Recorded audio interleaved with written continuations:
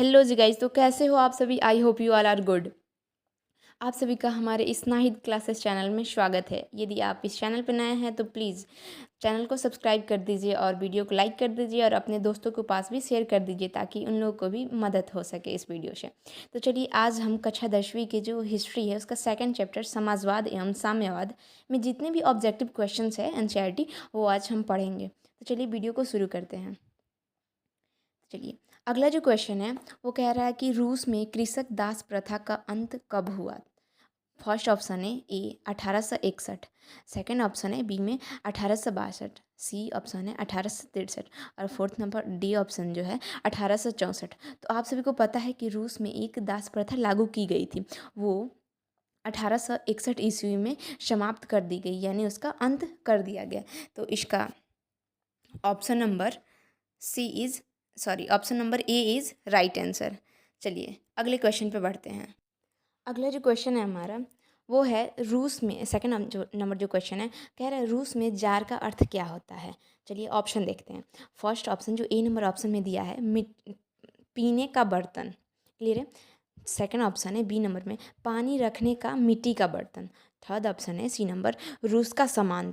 और D number जो option है, देखिए यहाँ पे टाइपिंग मिस्टेक हो गया, डी को हम सी लिख दिए। चलिए कोई दिक्कत नहीं है, ऑप्शन हम पढ़ते हैं रूस का सम्राट।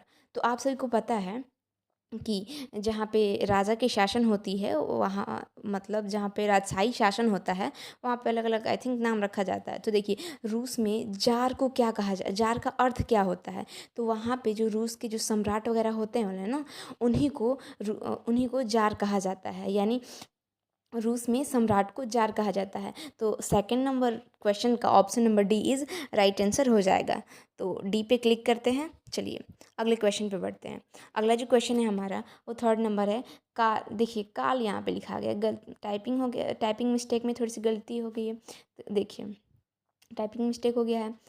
थर्ड नंबर जो क्वेश्चन है काल नहीं होना, कार्ल होना चाहिए। तो चलिए हम लोग सुधार लेते हैं, यहाँ पे ऐसे होना चाहिए। चलिए देखिए थर्ड में जो क्वेश्चन है कार्ल मार्क्स का जन्म कहाँ हुआ था। बहुत इंटरेस्टिंग क्वेश्चन है ये भाई साहब, कार्ल मार्क्स से तो पूछना ही पूछना है इन्होंने। तो देखिए फर्स्ट जो ऑप्शन है इंग्लैंड, सेकंड ऑप्शन रूस, थर्ड ऑप्शन जर्मनी और फोर्थ ऑप्शन है इटली। तो आप सभी को पता होना चाहिए, अगर सेकंड चैप्टर बढ़िया से आप लोग पढ़े हैं, उसका जितना भी थियरी है उसे अगर बढ़िया से एक एक लाइन एनसीईआरटी के पढ़े होंगे तो ईजिली पता होगा कि कार्ल मार्क्स का जन्म जर्मनी में हुआ था। तो चलिए जर्मनी सी नंबर पे क्लिक करते हैं। चलिए आगे बढ़ते हैं।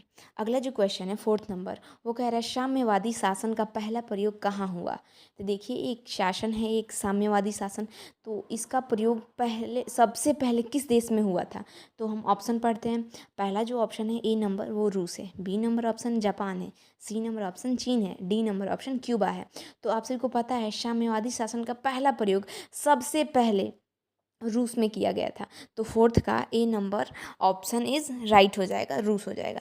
चलिए अगले क्वेश्चन पे बढ़ते हैं। अगला क्वेश्चन हमारा क्या है, अगला क्वेश्चन है 5 में यूटोपियन समाजवादी कौन नहीं था। देखिए यूटोपियन समाजवादी बहुत थे, तो इसमें कौन नहीं था कह रहा है। तो ऑप्शन पढ़ते हैं। फर्स्ट जो ऑप्शन है वो कह रहा है लुई ब्ला, क्लियर है। सेकंड ऑप्शन है सेंट साइमन, थर्ड ऑप्शन है कार्ल मार्क्स, फोर्थ ऑप्शन है डी नंबर में रॉबर्ट ओवन। तो आप लोग बताइए, मेरे ख्याल से तो लग रहा है सी कार्ल मार्क्स नहीं था यूटोपियन समाजवादी। तो देखिए कार्ल मार्क्स यहाँ पे भी थोड़ी सी गलती, टाइपिंग मिस्टेक हो गया है, कोई ना। देखिए यूटोपियन समाजवादी कौन नहीं था, तो यहाँ पे लुई ब्ला, सेंट साइमन और रॉबर्ट ओवन ये सब यूटोपियन समाजवादी थे। लेकिन यहीं पे देखिए सी नंबर जो ऑप्शन है कार्ल मार्क्स, तो कार्ल मार्क्स एक यूटोपियन समाजवादी नहीं था, वो दूसरा कुछ था। तो C number option is right answer. चलिए अगले क्वेश्चन पे बढ़ते हैं। अगला जो क्वेश्चन है हमारा 6 नंबर वो कह रहा है वार एंड पीस किसकी रचना है। वार एंड पीस ये इंग्लिश में है, इसको हिंदी में कहते हैं युद्ध एवं शांति। ये युद्ध एवं शांति है, ये किसने लिखा है, किसकी रचना है।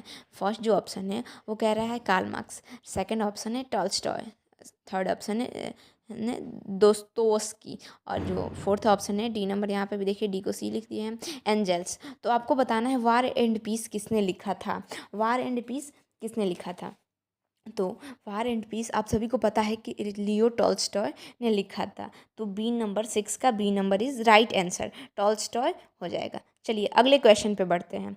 अगला जो क्वेश्चन है हमारा वो है 7 नंबर। वो कह रहा है बोल्शेविक क्रांति कब हुई थी। देखिए क्रांति बहुत हुई थी, तो देखिए बहुत सी क्रांति के बारे में इसमें स्टडी करना है हमें हिस्ट्री में।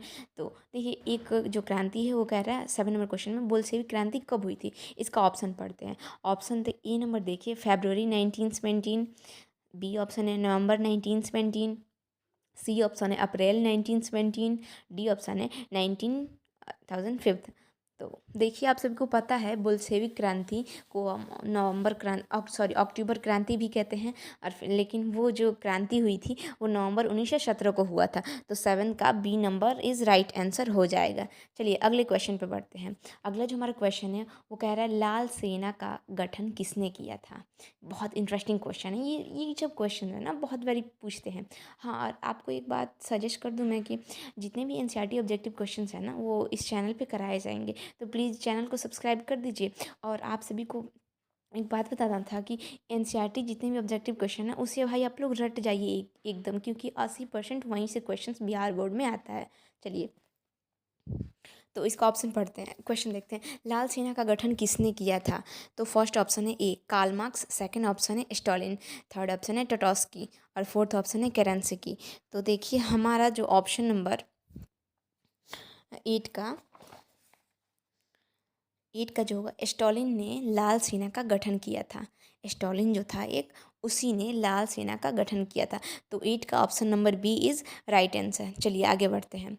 अगला जो हमारा क्वेश्चन है वो कह रहा है 9 में 9 नंबर जो क्वेश्चन है, लेनिन की मौत कब हुई थी। लेनिन की मौत कब हुई। तो फर्स्ट ऑप्शन है 1921, सेकंड ऑप्शन है 1922, थर्ड ऑप्शन है 1924 और डी नंबर जो ऑप्शन है फोर्थ 1924। तो आप सभी को बताना है कि लेनिन की मृत्यु कब हुई थी। बताइए जल्दी से बताइए लेनिन की मृत्यु कब हुई थी। तो आप सभी को पता है लेनिन की मृत्यु 1924 यानी 1924 में हुआ था। देखिए यहाँ पे टाइपिंग मिस्टेक हो गया है, दोनों में 1924 लिखा गया है, तो इसके लिए मैं क्षमा चाहती हूँ। चलिए अगले क्वेश्चन पे चलते हैं। अगला जो क्वेश्चन है हमारा वो कह रहा है 10वां नंबर जो क्वेश्चन है वो कह रहा है ब्रेस्ट लिटोवस्क की संधि किन देशों के बीच में हुई थी। देखिए बहुत सी संधियाँ हुई हैं, आप लोग हिस्ट्री जैसे बुक ये पढ़ेंगे ना तो पता चलेगा बहुत सी संधियाँ हुई थी। तो उन्हीं में से एक संधि है ब्रेस्ट लिटोवस्क की संधि किन देशों के बीच हुई थी। तो फर्स्ट ऑप्शन है वो है रूस और इटली, सेकेंड ऑप्शन है रूस और पाकिस्तान, थर्ड ऑप्शन है रूस और इंग्लैंड और फोर्थ ऑप्शन है रूस और जर्मनी। तो आप सभी को बताना है कि ब्रेस्ट लिटोवस्क की संधि किन देशों के बीच में हुई थी। तो आप सभी को पता है रूस और जर्मनी के बीच में ब्रेस्ट लिटोवस्क की संधि हुआ था। तो 10वां नंबर का D number option is right answer. चलिए अगले क्वेश्चन पे बढ़ते हैं। अगला जो हमारा क्वेश्चन है वो कह रहा है नई आर्थिक नीति कब लागू हुआ था।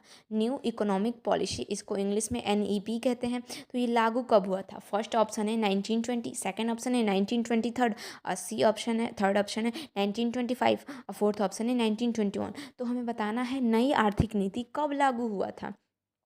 तो देखिए ऑप्शन को देखिए और बताते जाइए। तो देखिए आप सभी को पता है नई आर्थिक नीति NEP न्यू इकोनॉमिक पॉलिसी 1921 में लागू किया गया था, जो लेनिन द्वारा लागू किया गया। 1921 में लागू किए लेनिन और 1924 में उनका डेथ हो गया। ऐसे रिलेटेड करके ना जितने डेट वाले क्वेश्चन होते हैं वैसे याद कर लीजिएगा। देखिए इसका ऐसे याद कर लीजिएगा कि NEP 1921 में लागू हुआ और 1924 पे लेनिन का डेथ हो गया। जिन्होंने लागू किया NEP 1921 में, लेकिन 1924 में डेथ कर गए। तो चलिए 11 का D number option is right answer. चलिए अगले क्वेश्चन पे बढ़ते हैं। अगला जो हमारा क्वेश्चन है 12 नंबर और आई थिंक ये लास्ट क्वेश्चन है। हाँ, तो देखिए 12 नंबर जो क्वेश्चन है कह रहे रॉबर्ट ओवन कहाँ का निवासी था। तो ये तो बहुत इजी क्वेश्चन है। देखिए रॉबर्ट ओवन नाम ही सुन के कुछ तो भाई अंग्रेजी टाइप का लग रहा होगा, तो इतना मैं हिंट कर दी हूँ। देखिए ऑप्शन भी दिया है इंग्लैंड, जापान, रूस, चीन। तो इसे आप कमेंट में बताइए क्योंकि क्वेश्चन बहुत ईजी है। और वीडियो से थोड़ा सा भी आप लोग को यदि फ़ायदा हो रहा है तो प्लीज़ वीडियो को लाइक कर दीजिए और चैनल को सब्सक्राइब कर दीजिए और बेल आइकन को दबाना ना भूलें। एंड और अपने दोस्तों के पास भी भाई शेयर कर दीजिएगा, उसके भी मार्क्स अच्छे अचीव कर लेगा वो 10th क्लास में। और मिलते हैं फिर अगली वीडियो में। Thank you so much for watching my video.